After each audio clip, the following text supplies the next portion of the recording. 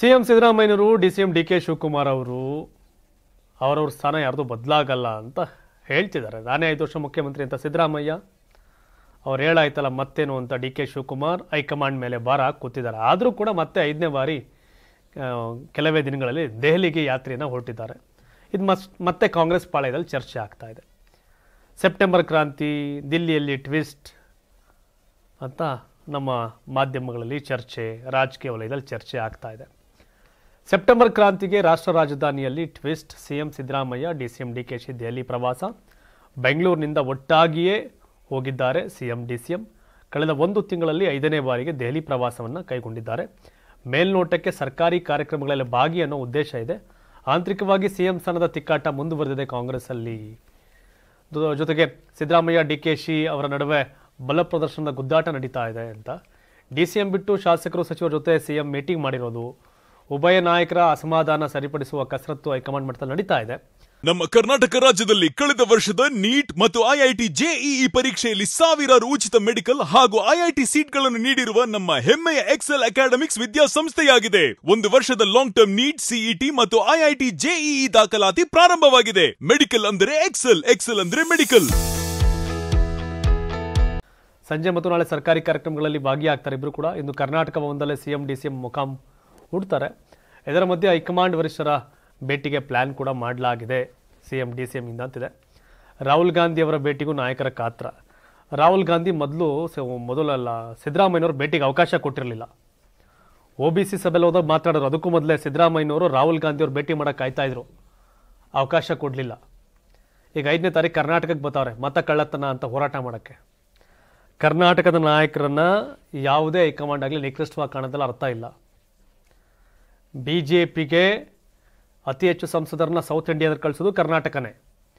ಕಾಂಗ್ರೆಸ್ಗೆ ಸೌತ್ ಇಂಡಿಯಾದಲ್ಲಿ ಗಟ್ಟಿಯಾಗಿ ನೆಲೆ ಇರೋದು ಕರ್ನಾಟಕನೇ. ಆದರೆ ಕರ್ನಾಟಕ ಕಂಡ್ರೆ ಈ BJP ಕಾಂಗ್ರೆಸ್ ಎರಡೂ ಹೈಕಮಾಂಡ್ಗೆ ಅಸಡ್ಡೆ ಯಾಕೋ. ಸಿದ್ದರಾಮಯ್ಯನವ್ರಿಗೆ ಅವಕಾಶ ಕೊಡದೆ ಭೇಟಿ ಕಳಿಸಿದ್ರು ರಾಹುಲ್ ಗಾಂಧಿ. ಈಗ 5ನೇ ತಾರೀಕಲ್ಲ, ಅವ್ರು ಬಂದು ಇಲ್ಲಿ ಹೋರಾಟ ಮಾಡಬೇಕಲ್ಲ, ಅದಕ್ಕೆ ತಕ್ಕಂಗೇನೋ ಕರೆಸಿರಂಗಿದ್ದಾರೆ ಸಕ್ಸಸ್ಫುಲ್ ಮಾಡಬೇಕು ಅಂತ. ಯಾಕಂದರೆ ಅವ್ರು ಇನ್ನೆಲ್ಲೇ ಕಾರ್ಯಕ್ರಮ ಮಾಡಿದ್ರು ಕಾಂಗ್ರೆಸ್, ಕರ್ನಾಟಕದಲ್ಲಾಗುವಂಥ ಸಕ್ಸಸ್ ಇನ್ನೆಲ್ಲೂ ಅವ್ರಿಗೆ ಸಿಗಲ್ಲ. ಕರ್ನಾಟಕ ಕಾಂಗ್ರೆಸ್ ಅಷ್ಟೊಂದು ಗಟ್ಟಿಯಾಗಿದೆ. ಒಗ್ಗಟ್ಟು ಪಗ್ಗಟ್ಟು ಅವೆಲ್ಲ ಸೆಕೆಂಡ್ರಿ. ಗಟ್ಟಿಯಾಗೈತೆ ಫಿನಾನ್ಷಿಯಲಿ, ಕಾರ್ಯಕರ್ತರ ಮಟ್ಟದಲ್ಲಿ, ನಾಯಕರ ಮಟ್ಟದಲ್ಲಿ ಗಟ್ಟಿಯಾಗಿದೆ, ಅಂದರೆ ದೊಡ್ಡ ಮಟ್ಟಕ್ಕಿದೆ ಅಂತ. ಸೊ ಹಾಗಾಗಿ ದೆಹಲಿಗೆ ಹೋಗಿದ್ದಾರೆ ಸಿದ್ದರಾಮಯ್ಯನವರು. 5 ವರ್ಷ ನಾನೇ ಅಂತ ಹೇಳ್ತಾ ಇದ್ದಾರೆ ಪದೇ ಪದೇ. ಡಿ ಕೆ ಶಿವಕುಮಾರ್ ನವೆಂಬರ್ವರೆಗೂ ಸೈಲೆಂಟು, ಆಮೇಲೆ ನೋಡಿ ಅಂತ ಹೇಳ್ಕೊಂಡವ್ರೆ. ನವೆಂಬರ್ನಲ್ಲಿ ಮುಖ್ಯಮಂತ್ರಿ ಆಗ್ತೀನಿ ಅಂತಲೇ ಹೇಳಿದ್ದಾರೆ. ಮತ್ತೆ ಬಹಿರಂಗವಾಗಲ್ಲ ಆಪ್ತರ ಬಳಿ. ತಲೆ ಕೆಡ್ಸ್ಕೊಬೇಡ್ರಪ್ಪ, ಶುಭಗಳಿಗೆ ಬರುವಾಗ ಯಾರೂ ತಡೆಯೋಕ್ಕಾಗಲ್ಲ, ಶುಭಗಳಿಗೆ ಬಂದಾಗ ಬಂದೇ ಬರ್ತದೆ ಅಂತ ಇನ್ನೂ ಕೂಡ ಶಿವಕುಮಾರ್ ಅವರು ಶುಭಗಳಿಗೆಯ ನಿರೀಕ್ಷೆಯಲ್ಲಿದ್ದಾರೆ, ನಂಬಿಕೆಯಲ್ಲಿದ್ದಾರೆ, ವಿಶ್ವಾಸದಲ್ಲಿದ್ದಾರೆ. ನಾನು ಮುಖ್ಯಮಂತ್ರಿ ಆಗೇ ಆಗ್ತೀನಿ ಅನ್ನೋದು ಡಿ ಕೆ ಶಿವಕುಮಾರ್ ಅವರ ವಿಶ್ವಾಸ.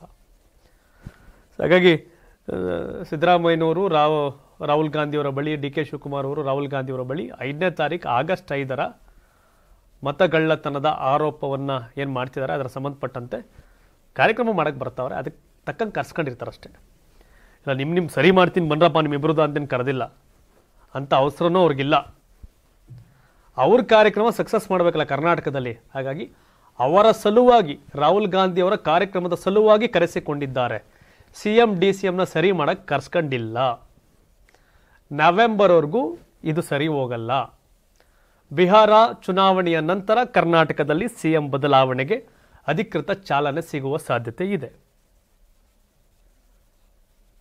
ಡಿ ಕೆ ಶಿವಕುಮಾರ್ ಅವರ ಅಬ್ಬರ, ಆರ್ಭಟ, ಈ ಗತ್ತು ಗೈರತ್ತು ಎಲ್ಲವೂ ನವೆಂಬರ್ ಹಾಗೂ ಜನವರಿಯ ಮಧ್ಯಭಾಗದಲ್ಲಿ ಅವರು ಮುಖ್ಯಮಂತ್ರಿ ಆಗಿಯೇ ತೀರ್ತೇನೆ ಅನ್ನೋ ವಿಶ್ವಾಸ ಇದೆಯಲ್ಲ, ಅದು ಕಳೆದ ಮೇಲೆ ಏನು ಗೊತ್ತಾಗತ್ತೆ.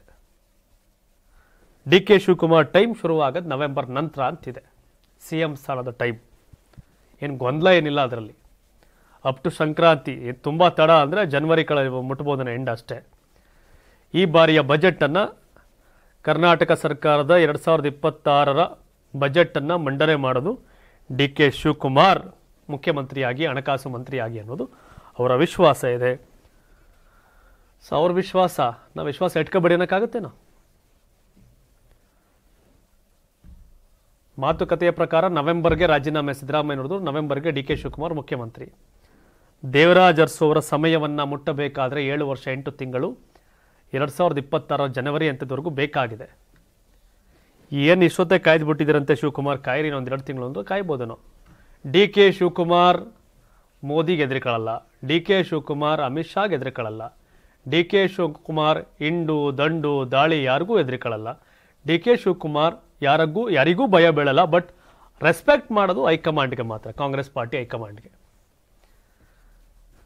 ಥರ DNR ಸ್ಟೈಲೇ ರಾಜಕಾರಣ ಸ್ಟೈಲೇ ಹಂಗೆ. ಅದೇ ಕೆಲವ್ರಿಗೆ ಉರಿ, ಅದೇ ಕೆಲವ್ರಿಗೆ ವರಿ. ಡಿ ಕೆ ಶಿವಕುಮಾರ್ ಅವರ ಡೋಂಟ್ ಕೇರ್ ಕಲ್ಚರೇ ಕೆಲವರಿಗೆ ಉರಿ ಮತ್ತು ವರಿ. ಏನೇ ಆಗಲಿ ಹೋಗ್ಬಿಟ್ಟು ಈಗ CM ಸಂಬಂಧಪಟ್ಟಂತೆ ಯಾವುದೇ ಕಾರಣಕ್ಕೂ ಹೈಕಮಾಂಡ್ ಮಾತಾಡಲ್ಲ. ಕೇವಲ ಆಗಸ್ಟ್ 5ರ ಕಾರ್ಯಕ್ರಮದ ಪೂರ್ವಭಾವಿ ಸಭೆ ಥರ ಐತೆ ಇವರು ಹೋಗಿರೋದು. ನೋಡ್ಬೇಕು, ತಾವೇನು ಹೇಳ್ತೀರಿ?